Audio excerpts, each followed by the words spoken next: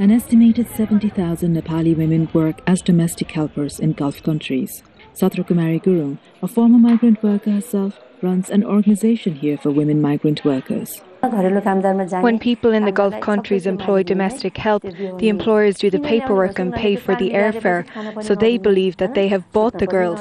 Because of this, the girls are made to work long hours, punished for small mistakes, and some get physically as well as sexually abused.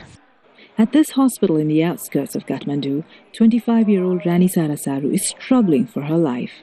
Earlier this month, she arrived from Kuwait, where she had worked for a year as a domestic helper. My body started to swell, but I was not allowed to rest. When I could no longer move, I asked my employers to take me to the hospital. They did not. Then I said, deduct money from my account, but take me to the hospital. Rani Sara's kidney, lung and heart have been severely damaged. It appears that an existing condition was made worse by a lack of timely treatment. The government of Nepal recently banned women under the age of 30 from working as domestic helpers in Gulf countries.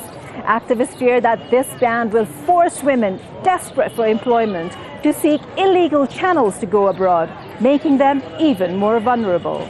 Human Rights Watch has said that banning women workers infringes their rights and is not the answer.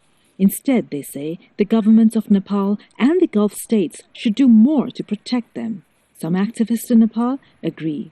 Women don't have employment opportunities here, and many under the age of 30 have financial burdens. So stopping women from foreign employment is as good as saying, don't take employment permits and go illegally through India.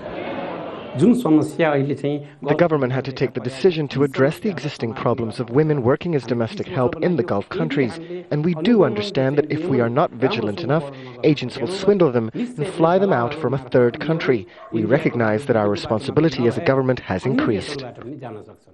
No one disputes that migrant workers, both men and women, who prop up the Nepali economy are often exposed to danger and exploitation. Until now, neither the Nepali government, host countries, international organizations, charities or rights groups have done much to protect them. Subina, Shrestha, Jazeera, Kathmandu.